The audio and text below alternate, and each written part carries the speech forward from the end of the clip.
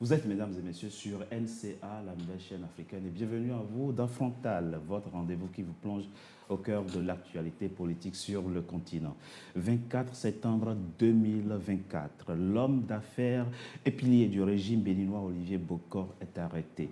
Une arrestation aussitôt suivie de celle d'Oswald Omeki, un ancien ministre béninois. Les deux proches du président Patrice Talon sont soupçonnés d'avoir voulu le renverser par coup d'État. Analyse et décryptage de cette actualité politique au Bénin dans cette émission où j'ai le plaisir de recevoir trois invités. Valentin Djanotin Agossou, vous êtes un ancien garde des Sceaux, ministre de la Justice du Bénin, ancien député à l'Assemblée nationale, ancien juge de la Haute Cour de justice du Bénin.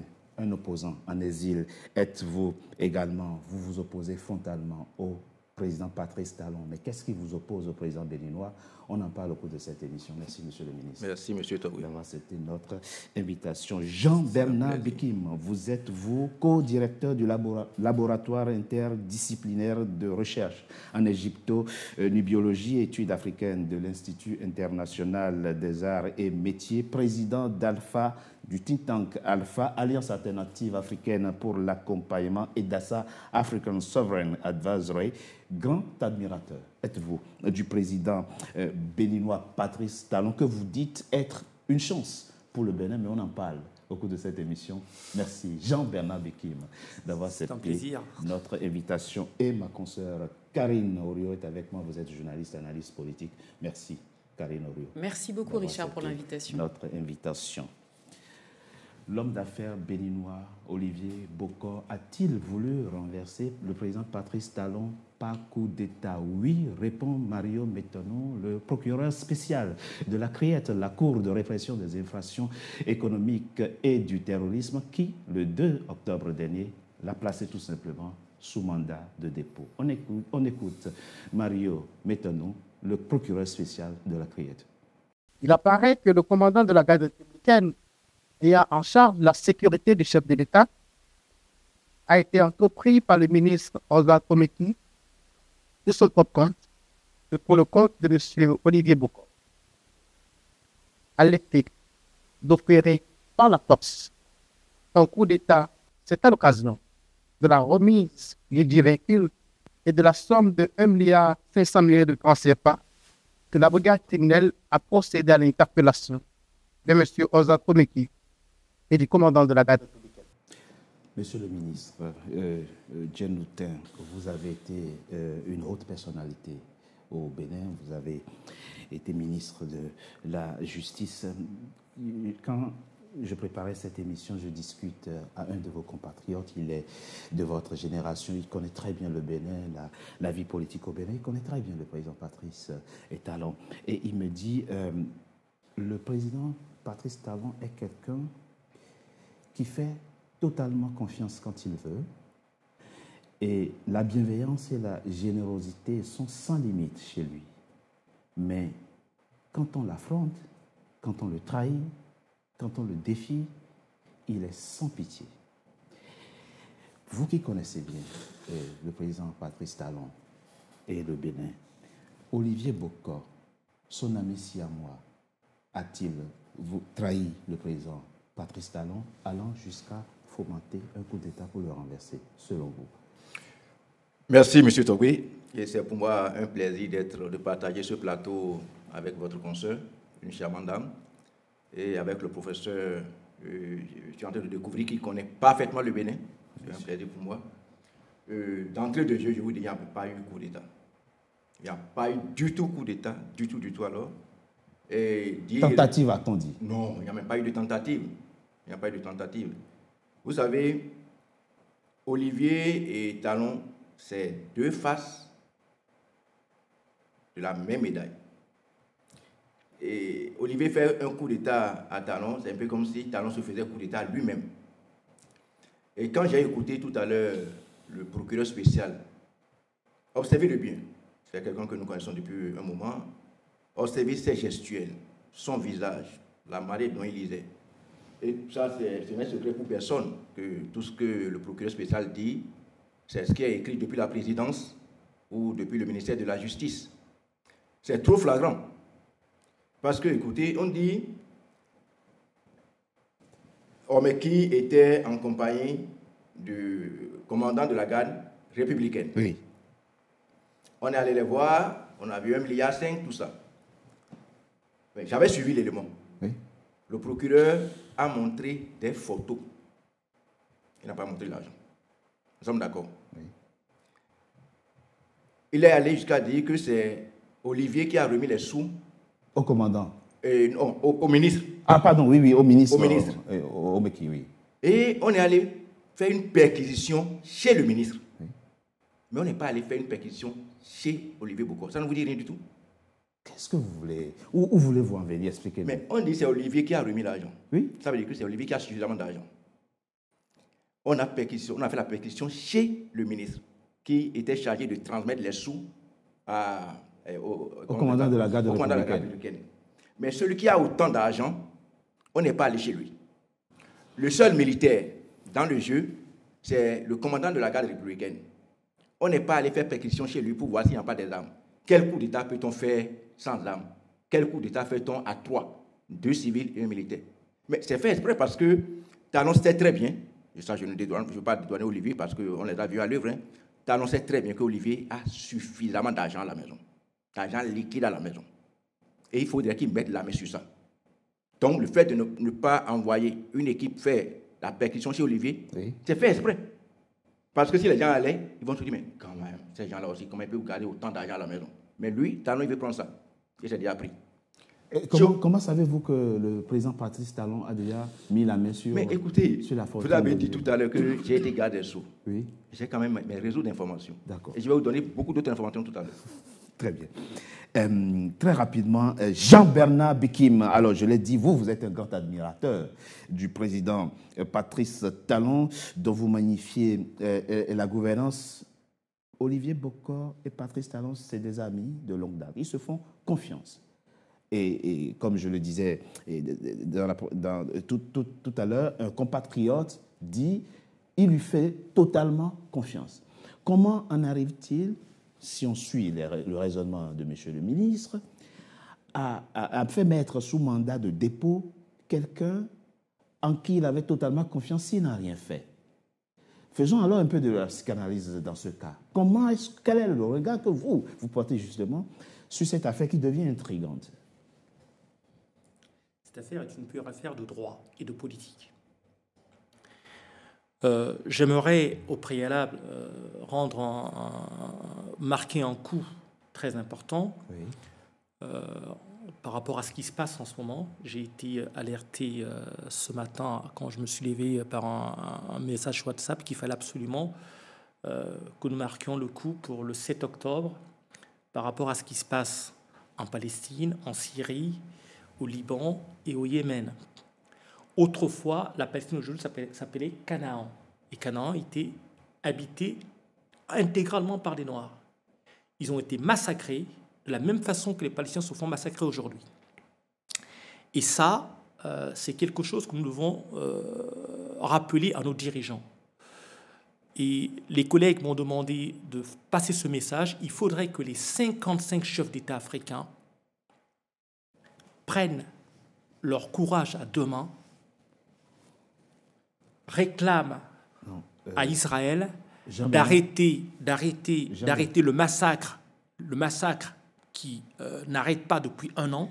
Alors, Jean-Bernard Bikim, cette émission j'arrête, j'ai fini. Allez-y très rapidement, s'il vous plaît. J'ai fini. Et ça, je pense que les 55 ont ce pouvoir, d'autant plus qu'ils recherchent 2 postes au Conseil de sécurité. Oui. C'est le moment ou jamais de marquer le coup. C'est dit. Alors, revenons au Bénin. Pour revenir au Bénin, c'est le sujet. Nous sommes dans une affaire typiquement juridique. Dieu merci, nous avons un aîné qui est là, qui a été ministre de la Justice. Avant que nous commencions cette émission, je lui rappelais qu'en fait, nous sommes dans une histoire qui rentre dans le délit et crime d'atteinte à la sûreté d'État. Il y a un élément qu'il n'a pas ressorti.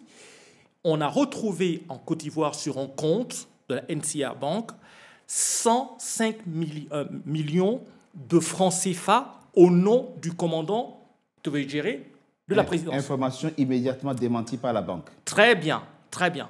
Mais n'en demeure pas moins qu'elle reste dans le fil.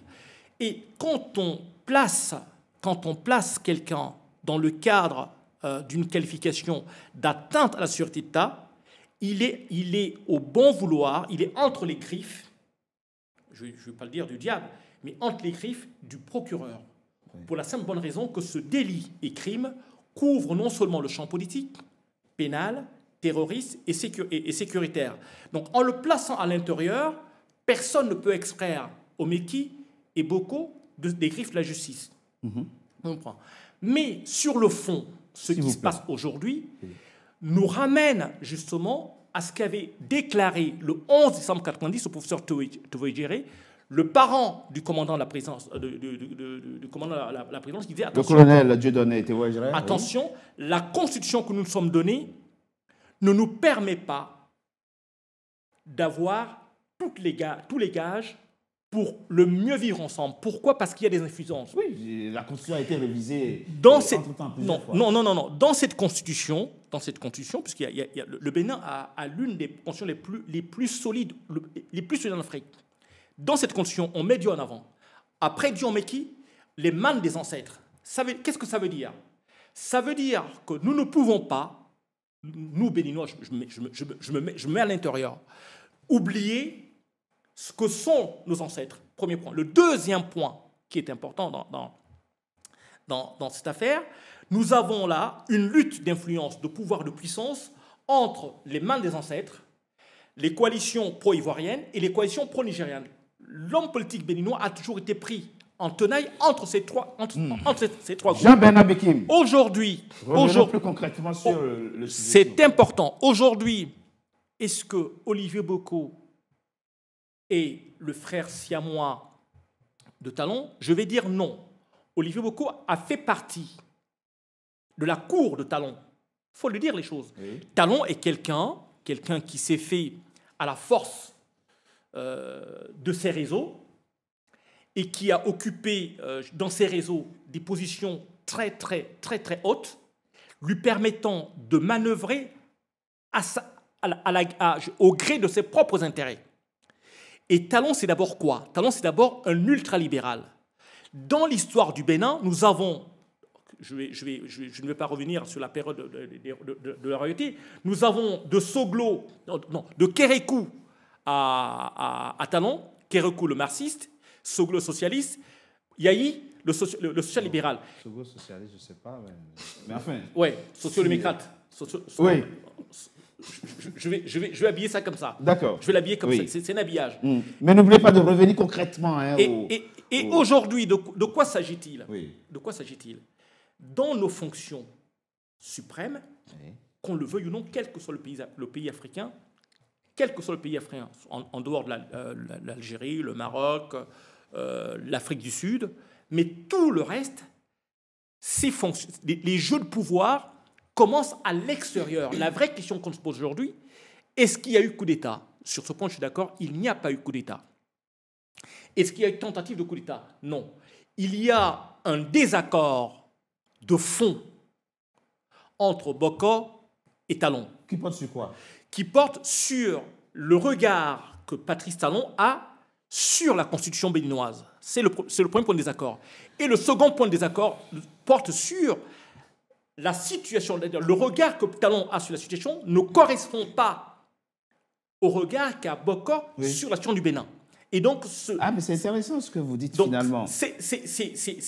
Cette tension permanente n'a pas, je dirais, à créer ce que nous vivons aujourd'hui. C'est-à-dire, il faut absolument faire vivre à Boko la divergence de vues et de regard qu'ils ont sur la... Ce que Ajavon a subi, il faut quand même le dire. C'est intéressant ce que vous commencez par dire. Là, vous virez de bord, parce que, alors, si vous dites qu'il n'y a pas coup d'État, il n'y a pas tentative de coup d'État, Boko n'a rien à faire en prison, alors. Si, parce que... Tout cas d'incrimination. Nous sommes dans un pays de droit, qu'on le veuille ou non. On peut aimer Talon ou pas aimer Talon. La vraie question aujourd'hui, c'est que le président Talon agit en fonction de ce qui n'est pas prévu par la loi. C'est-à-dire, il agit dans le cadre des lois ordinaires. la loi fondamentale du Bénin, donc la Constitution, oui. j'aime pas le terme vide juridique, je préfère le terme insuffisance. La Constitution rend possible ce que nous vivons aujourd'hui. Nous avons quelqu'un qui est dos au mur. Pourquoi il est dos au mur? Qui des deux? Patrice Talon est dos au mur. Par rapport à quoi? Par rapport à sa situation, par rapport à tous les actes de gouvernance qu'il a posés de 2016 à aujourd'hui. Bah, vous êtes son admirateur, vous m'avez dit. Oui. Il a ce souci comment faire passer l'idée selon laquelle il n'a pas posé de parjure à la Constitution, premier point. Oui. Il y a ce débat-là. Talon n'a pas fait quoi? Il n'a pas posé de parjure. Ouh là là, ça il en multiplie tous les jours. Alors, plein, tous les jours. Il ne vit à ce que stade, de ça. laissez le ministre vous répondre avant que je... Talon, oui. Non, arrêtons quoi. Comment on peut dire des choses comme ça? Vous savez que dès l'investiture d'investiture, dès son investiture, il n'a même pas... Laquelle? Il y a eu 2 investitures. Non, la vraie. L'investiture donc de 2016. D'accord. D'accord? Oui. Il n'a même pas porté l'échappe. Ça, c'est rien des choses. Il n'a pas déclaré son patrimoine en début de mandat. Il l'a fait par la suite. Son gouvernement, le salaire des ministres, c'est inconnu. Il a fait tirer sur son peuple. Quelqu'un qui a prêté serment pour sauvegarder, pour protéger son peuple, a fait tirer sur son peuple. Et vous dites qu'il n'a pas commis de parjure? Vous mettez quoi dans parjure finalement? Je vais vous reprendre, monsieur. Il vit tous les jours. Avant que vous ne répondiez à monsieur le ministre, Karine Oriot, dans l'hypothèse qu'il y a eu tentative de coup d'État, il doit être un homme malheureux en ce moment, le président Patrice Talon. Alors moi, je voudrais un peu rebondir sur ce qu'a dit monsieur le ministre et puis monsieur Bikim. Je suis comme tout le monde, on est sensible à ce qui se passe dans le monde, mais en tant qu'Africain, je pense qu'il faudrait aussi attirer l'attention sur le conflit qui sévit en ce moment en RDC, au Soudan, et que c'est aussi important de mobiliser là-dessus. Ça, je referme la parenthèse. En ce qui concerne effectivement la tentative de coup d'État au Bénin et puis qui concerne les proches du président Talon, ce qui est important de souligner, c'est la vitesse avec laquelle les autorités ont communiqué sur cette tentative de coup d'État. Ouais. Vous l'avez rappelé, monsieur Bikim, on est dans une situation politique. La trahison existe en politique. Absolument. Et je pense que, effectivement, tous ceux qui ont même si les ambitions sont embryonnaires, il est possible, effectivement, que ces ambitions soient éteintes tout de suite. Le nombre de chefs d'État qui sont victimes de tentatives de coup d'État, je pense, au monde, il y en a qui ne communiquent pas dessus, on le voit même dans les puissances occidentales, il y en a qui communiquent dessus. Ce qui est intéressant dans ce cas, effectivement, c'est qu'ils nous ont tout de suite, ils ont communiqué dessus, ils nous ont montré tout de suite des preuves. On va voir ce que la justice, finalement, va trancher. On revient sur la question des preuves. On est en droit de se poser la question de savoir si, effectivement, il y a une véritable indépendance des différents pouvoirs. Et si ce n'est pas télécommandé. Ça interroge. Ça, c'est clair que c'est une question qui interroge. Mais je pense que sur les tentatives de coup d'État qui sont, en tout cas aujourd'hui, monnaie courante, ça ne surprend pas tant que ça. Sans parler du contexte. On est en Afrique de l'Ouest, on a vu ce qui s'est passé au Burkina, on a vu ce qui s'est passé au Mali, on a vu ce qui s'est passé au Niger. Donc effectivement, on peut se dire, le Bénin est peut-être le prochain pays. Point d'interrogation. Et par rapport au coup d'État à venir ou bien par rapport non, mais à... je pense que de toutes les façons, je pense que là, on assiste effectivement, là, on a une communication ils ont très vite communiqué sur, on a des preuves, on a telle situation, et donc ça, c'est assez surprenant. On a vu qu'au Burkina, assez récemment, ça s'est passé en même temps, il y a eu effectivement aussi des tentatives de coup d'État, mais les autorités n'ont pas communiqué de la même manière qu'au Bénin. Donc ça, effectivement, il y a quelques points d'ombre qu'il faudrait régler.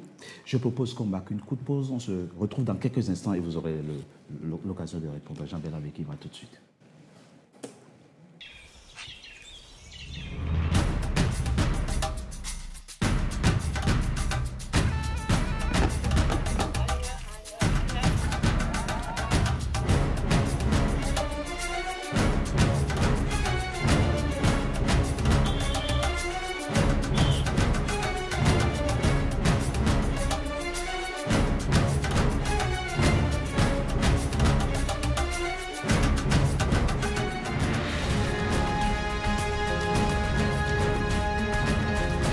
NCA, la nouvelle chaîne africaine.